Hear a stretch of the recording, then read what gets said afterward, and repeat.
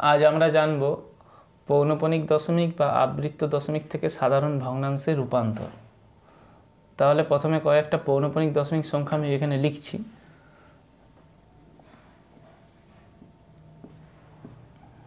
এটাকে মাথায় এরকম দাগ দিয়েও লেখা হয় বা ডট দিয়েও লেখা হয়। 0.7 পৌনঃপুনিক। তাহলে এই দুটোর অর্থ একই। এটাকে আমি এক্সপ্লেন করতে পারি 0.7777 ডট ডট ডট ডট, এভাবে অসীম অবধি চলবে।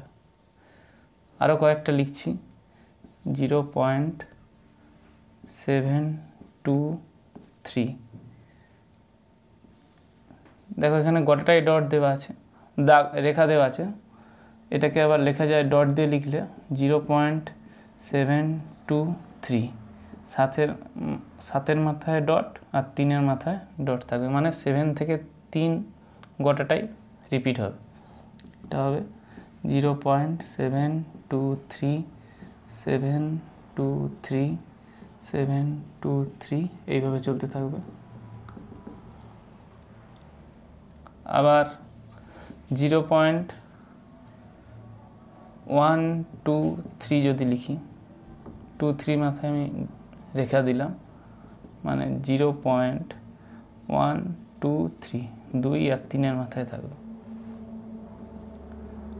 0.123 এভাবে রিপিট চলতে থাকবে। এইভাবেও লেখা যায় 1.723 মাথায় যদি রেখা দেই, মানে 2 আর 3 বারবার রিপিট হবে। 1.723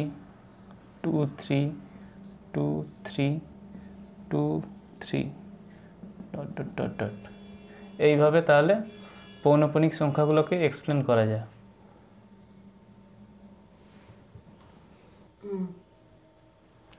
এবার আমরা পৌনঃপুনিক সংখ্যা বা আবৃত দশমিক সংখ্যা থেকে সাধারণ ভগ্নাংশে কিভাবে রূপান্তর করব সেটা জানব। এই নিয়মটা একবার যদি তোমরা জেনে নিতে পারো তাহলে পরীক্ষায় ভুল হওয়ার সম্ভাবনা কোনো থাকবে না। তাহলে আমরা নিয়মটা শিখি। প্রথমে একটা পৌনঃপুনিক সংখ্যা আমি লিখেই নিচ্ছি 0.7। এখানে মাথায় একটা রেখা দেওয়া আছে, মানে 7টা বারবার রিপিট হবে। তাহলে এটাকে আমি লিখব সাধারণ ভগ্নাংশে যদি রূপান্তর করি,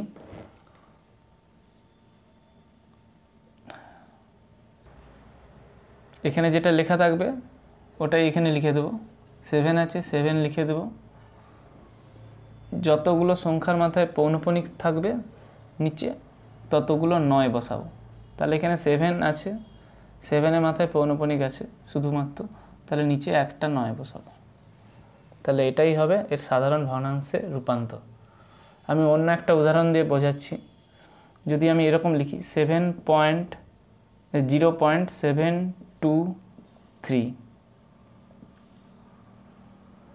এটা দেখো। তাহলে আমি এই সংখ্যাটা প্রথমে লিখে নেব 723 বাই কতগুলো সংখ্যার মাথায় পৌনঃপুনিক আছে? 3টে সংখ্যা আছে, এখানে রিপিট হচ্ছে 3টে সংখ্যা 7, 2 আর 3। তাহলে 3টে সংখ্যার জন্য 3টে 9 এখানে আমি বসাবো।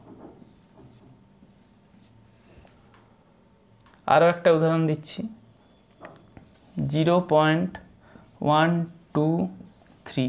যদি এখানে 2 আর 3-এর মাথায় যদি শুধু পৌনঃপুনিক থাকে তাহলে সেক্ষেত্রে কী হবে? এখানে 2 আর 3 বারবার রিপিট হবে।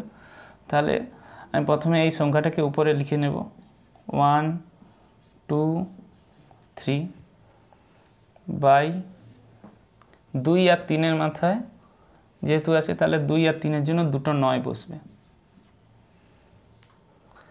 মাইনাস, এখানে একটা মাইনাস দিতে হবে।